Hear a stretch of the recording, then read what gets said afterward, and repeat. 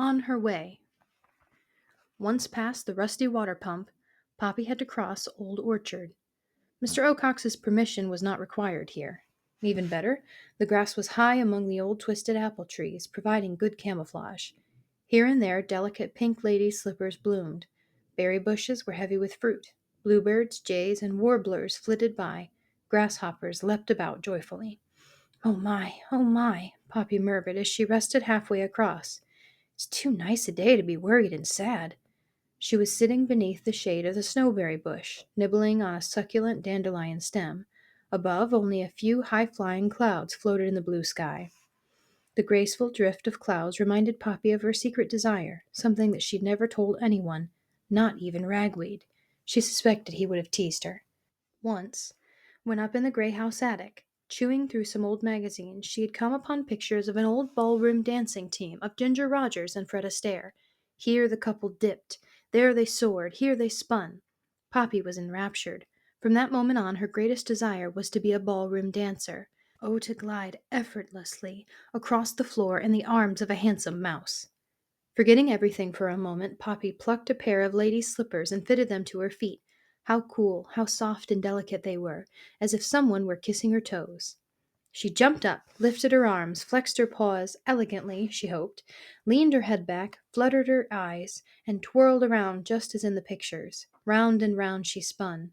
Suddenly, as if a voice actually whispered in her ear, Poppy recalled something sweet Cicely had told her many times, that the only live mouse is an alert mouse. Feeling alarmed and embarrassed, Poppy promptly kicked off the lady's slippers, scampered beneath the protection of some stinkweed, and scanned the skies. Yet she must keep on guard, even though Mr. Ocox would probably sound asleep. Mr. Ocox was not asleep. He was flying over the marsh in the direction of Bannock Hill. Though working daylight hours displeased him, he was convinced it was necessary. Ever since Lungwort had requested permission to move some of the mice family to a new house, Mr. Ocox had been uneasy. He kept wondering about the mice. Had they discovered what he had discovered? Did they know something he did not? He knew the reason they gave for moving to new house, but were they telling the truth? Then there was Lungwort's daughter, Poppy, who had escaped him twice. The effrontery! How had she done it? The owl kept asking himself. Did she possess special skills? Why had Lungwort brought her to that meeting? Was it to mock him? Was she going to take over from the old fool? And why did this business of Newhouse and the matter of Poppy occur at the same time? Was it just a coincidence? Could there be a connection? A conspiracy? The more questions he asked, the more nervous the owl became. Whatever the truth, Mr. Ocox decided that he had to remain on the alert. Sleep less, patrol more. As his mother used to tell him, an alert owl is a well-fed owl. In particular, he must keep his eyes open for that mouse, the one named Poppy. Scampering from bush to bush, Poppy soon reached the banks of Glitter Creek. There she stopped to gaze nervously at the far side and the towering trees of Dimwood Forest. Her first task, however, was to get over the water. At the spot where she stood, Glitter Creek was as wide as the length of Grey House. Usually the water flowed with tranquility, but not now. Though the bright water was moving far less rapidly than on the night of the storm, the flow still tumbled, twisted, and foamed around the many rocks that stuck up from the creek bed. Poppy realized that she'd never be able to swim across. She could walk downstream and cross the bridge, but the bridge was situated exactly where Mr. Ocox had his watching tree, the last spot she desired to revisit. No, as Poppy saw it, the only way for her to get across the creek was by jumping from rock to rock. She climbed a tree stump for better view and set about figuring a route. Though it took a while, she found a path that required 14 jumps. The only problem would come on the ninth. On that rock, a turtle was sleeping. Even so, she thought she'd have enough room to make a quick landing and leap away. The turtle might not even notice. On the creek bank again, Poppy crouched, ready to take her first jump. But just as she was about to spring, she stopped. Once over the water, how could she return home? Even as she hesitated, a breeze fluttered Ragweed's earring. The tickle it brought reminded Poppy of the reasons for her mission.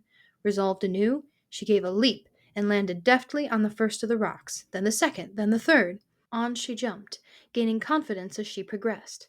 The eighth jump, however, required a pause. Her next leap would land her on the turtle's rock. but because he had shifted position, there was no longer any room for her to land. "Hey, turtle!" Poppy shouted. "Would you please move?" The turtle slept on. In search of an alternate route, Poppy noted a small, low rock not far upstream. It was covered with moss. To reach it would require a difficult, though not impossible, jump. She saw no other choice. Poppy took a deep breath and kicked. Her leap was high and far enough. She landed right on the small rock, but unfortunately its moss was wet and slimy. The moment she hit it, her feet shot out from under her. A quick skid plopped her into and under the water. Spitting and coughing, Poppy clawed her way back to the surface. For an instant she floated downstream, then a wave picked her up and pinned her against another rock. "Help! Help!" she cried. The next moment, another wave whisked her away. Mr. Ocax, gliding over Farmer Lamont's fields, heard Poppy's call for help. From the west, wasn't it? He banked sharply and headed in the direction of Glitter Creek. Paddling furiously, Poppy struggled to keep her nose above water. Despite her efforts, she was swept on. She spun downstream like a whirligig. Then, abruptly, she felt herself wedged between two rocks. Water washed over her. As she gasped for air, she sensed that if she stayed put, it would only be a matter of time, a short time, before she drowned.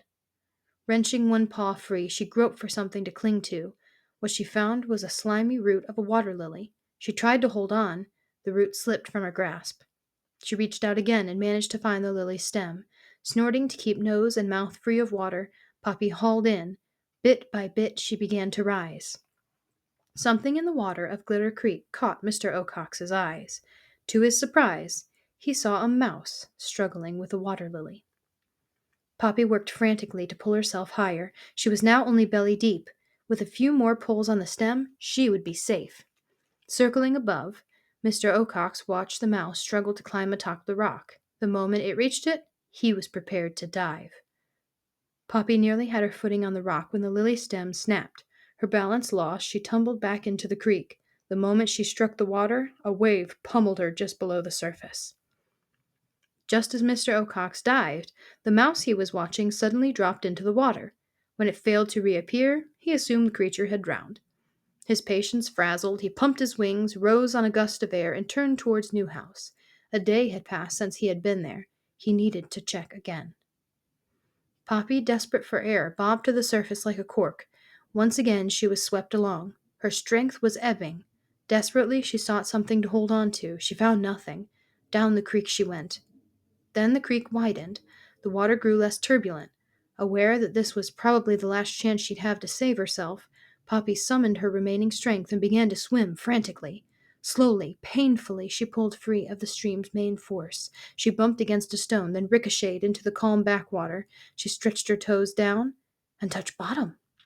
Half crawling, half swimming, she clawed her way up the creek bank. When she reached the grass, she flung herself down, coughing violently. For a long time, Poppy lay on her back, eyes closed, capable of only gasping breaths. Then she rolled over and threw up the last of the swallowed water. At last, she gave a shuddering groan of relief. On the northern edge of Dimwood Forest, Mr. Ocax found a branch that allowed him to observe Newhouse without being seen. From his perch, he looked past a dirt road, an old barn, a cornfield, a salt lick, and a lawn. What he sought was something else, something he last saw on the new barn next to the house.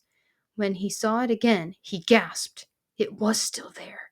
It must be living there. Whatever hopes he had evaporated. Poppy opened her eyes. Though her vision was bleary, she was able to gaze up at the sky through the petals of a daisy. She was quite certain it was the most beautiful flower she had ever seen. Anxious to know where she'd landed, she sat up and looked about. Only then did she realize she'd come ashore near the bridge, at the far side of the creek. Feeling pleased with herself, she considered the nearby trees with pleasure. The next second, Poppy's pleasure vanished. She'd come ashore at the one spot in the whole world she least wanted to be, right next to Mr. Ocax's charred oak.